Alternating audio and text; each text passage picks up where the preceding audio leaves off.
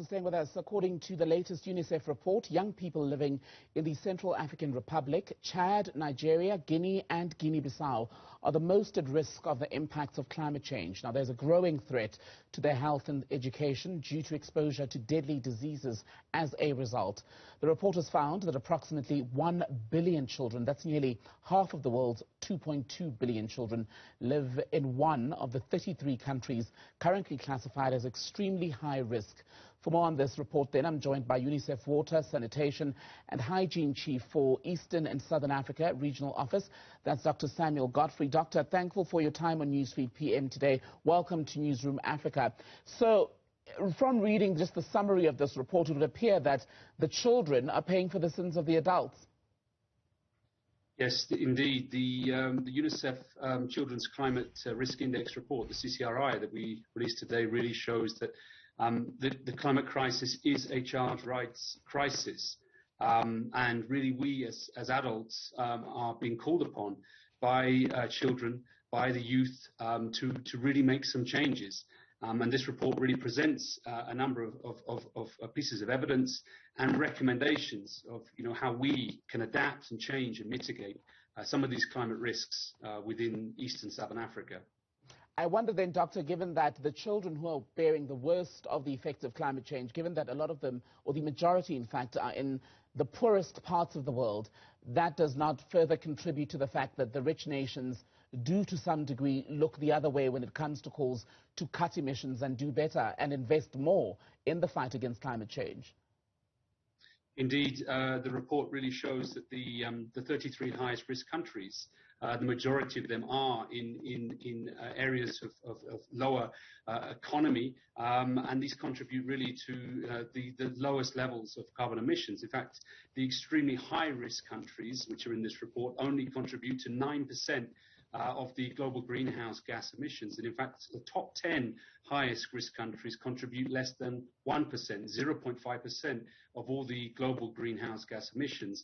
And so there really is a call within this report to combine measures of climate mitigation, which is, of course, the reduction of global greenhouse gas emissions, with increased investment now in countries and communities and households that are affected by climate change to adapt their lifestyle and their services that are provided to them to make them more sustainable for the future.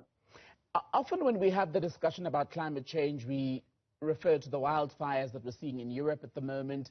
We refer to incidents such as the flooding, the extreme flooding in China a few weeks ago. But 1 billion children, you say, in the world are currently exposed to exceedingly high levels of air pollution. Let's speak about the impact on the lives of those children as a result. Absolutely. The report really shows that 850 million children, so 1/3 of the children, live in countries that are exposed to up to 4 of the climate hazards. And as you mentioned, more than 1 billion are exposed to certainly more than 1. Now, one of the critical ones that children are exposed to is air pollution. And we know, of course, that air pollution happens both through indoor air pollution, through potentially the types of fuels that we choose to use for cooking, but also outdoor air pollution in terms of the pollution that we have from different emissions from different vehicles. And as our part of the continent, East and Southern Africa, increasingly urbanizes, and as we increasingly use more and more different types of transport, there's a call very much in this report to governments to try to facilitate as much as they can sustainable transport to try to reduce this potential impact that we have of air pollution on children. And the impact of air pollution on children, of course, has been very evident during COVID-19 due to the increase in respiratory tract infections that we've seen children having, which unfortunately have led to catastrophic problems for many during the last 18 months across the continent. And how much have countries tightened their purse strings when it comes to climate change battles, given that currently a lot of them are trying to revive their economies, they're trying to fight the pandemic and invest in vaccines and the like? Well, there are significant resources globally for to address the issues of the climate crisis. The report notes that there's around $574 billion in climate finance, which is available per year. And the majority of this, unfortunately, is still going only to mitigation activities, around 336 billion of it.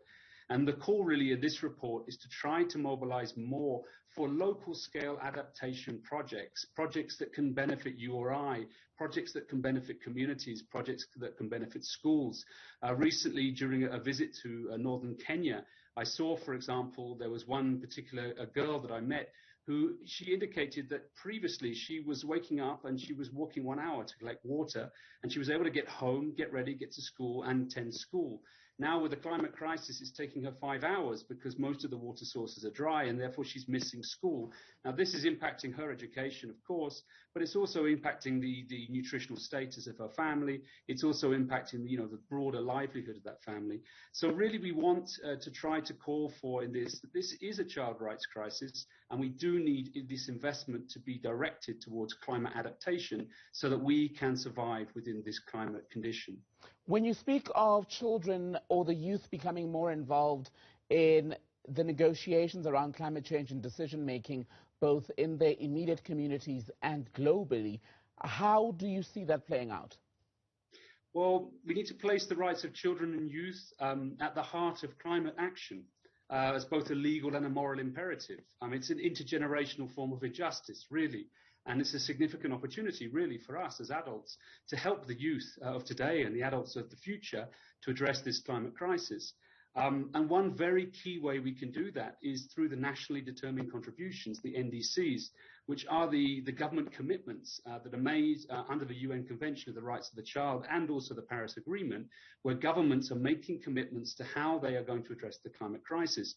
In this report, 60%, it's indicated that 60% of the NDCs across the world don't contain any reference to children or youth, not one.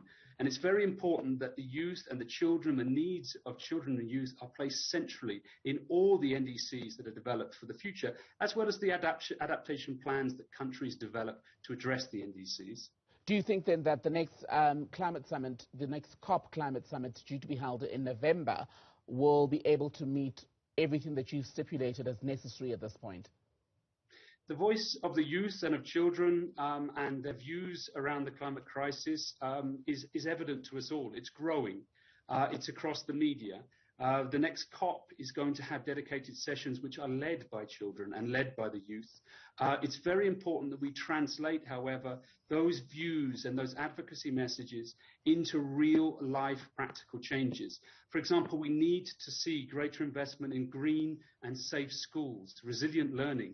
We need to see greater emphasis on the reduction of pollution, and we need to see some climate responsive social protection measures being introduced within our region to try to address the deficit which has certainly come about through COVID-19, so that households have more smart systems to be able to cope with the climate crisis that is there at their doorstep at the moment.